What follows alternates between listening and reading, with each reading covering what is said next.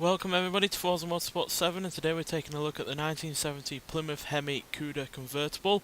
So this was recently released in the Barrett-Jackson car pack, and yeah, it was part of the third generation Barracuda, which was produced from 1970 to 1974, based on the same platform as the newly launched Dodge Challenger, and features the same engine as well. Only 14 of these convertible versions were built in 1970, and only 5 of them had a 4-speed manual gearbox. The Cuda name derives from a 1969 optional trim package in the second generation, and yeah, it denotes the high performance models of the Barracuda. So yeah, in a sense of the word, this is just a convertible version of the hardtop that we already have on this game.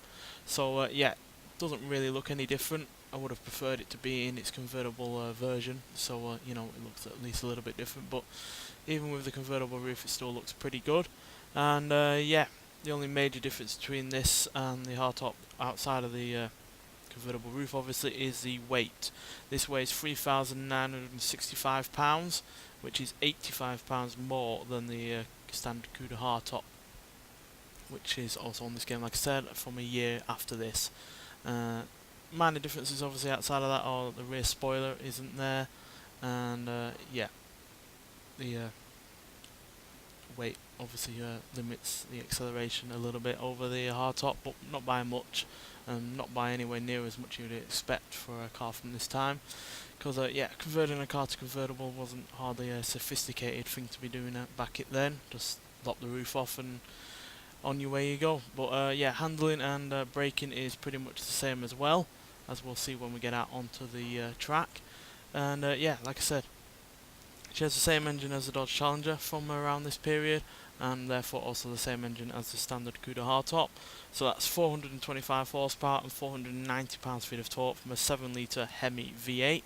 So yeah, huge amount of power and torque, as you will be familiar with if you know these kind of cars. It's kind of the whole mantra of muscle cars back in the day, to have lots of power and torque from a really rather large engine. Interior wise is pretty much the same as the hardtop Cuda, as you can see. So yeah, got all the lavish bits you need in there, and a pretty nice sizable boot as well. So yeah, let's get out onto the track and see what this can do in comparison to the hardtop. So yeah, we're at Road Atlanta full circuit for one lap, so let's see what this convertible version of the Cuda can do. So yeah, like I was saying earlier, the acceleration has obviously been a little bit stinted due to that extra 85 pounds in weight, meaning that this car can do 0 to 60 in 5.764 seconds and 0 to 113.182 seconds, going on to a top speed of 159 miles an hour. Now the top speed between this and the hardtop is the exact same, but the hardtop can do 0 to 60 in 5.6 seconds, so that's 1.164 seconds quicker than this, and 0 to 100 in 12.8 seconds, so that's 0.382 seconds quicker than this. But quite frankly, that's not a massive difference in all honesty, especially since this is still a quick car. It's quicker than a Challenger due to different gearing to 60, and not all that much slower to 100, and yeah, pretty much again the same top speed as well. So yeah, the only real difference between this is obviously the convertible roof. So you could say that it's a bit pointless having this car on this game due to the roof not being down, but at least it does give us a chance to look at the Cuda in a bit more depth than we can with the hardtop, because obviously you can't look under the bonnet with the hardtop on this game, and neither can we look in the boot. And yeah, that just gives it a little bit more detail on the go.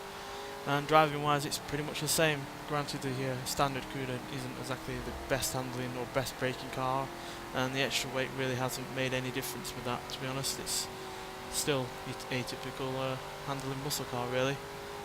Got plenty of speed on the go, as you can see, but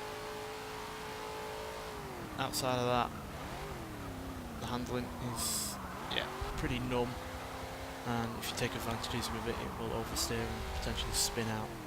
But you know, it's far from the worst handling muscle car from this period, and yeah, you really don't notice that extra weight because the car was hardly light in its hardtop version either. So an extra £85 really isn't noticeable. So yeah, I really do like the inclusion of this car, especially considering it is such a rare version of the Cuda.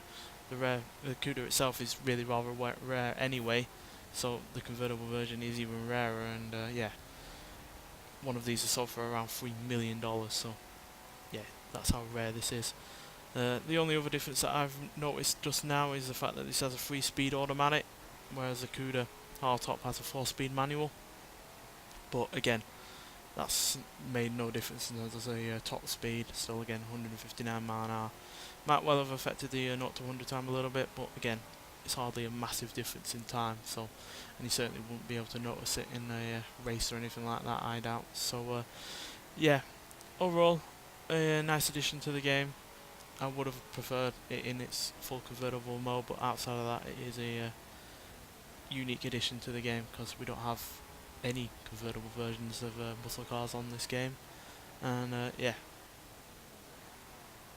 they're a rarity, quite frankly. I really wish we did have convertible versions of muscle cars on this game or Forza Horizon 4. I wish that was an option to, you know, upgrade the car with that with a convertible version, but unfortunately it's not. But nonetheless, still a good car, and yeah, no real noticeable difference in performance over the hardtop, which again is somewhat impressive, especially for a car from the early 70s. Nonetheless, thanks for watching, and I'll see you in the next one. Bye.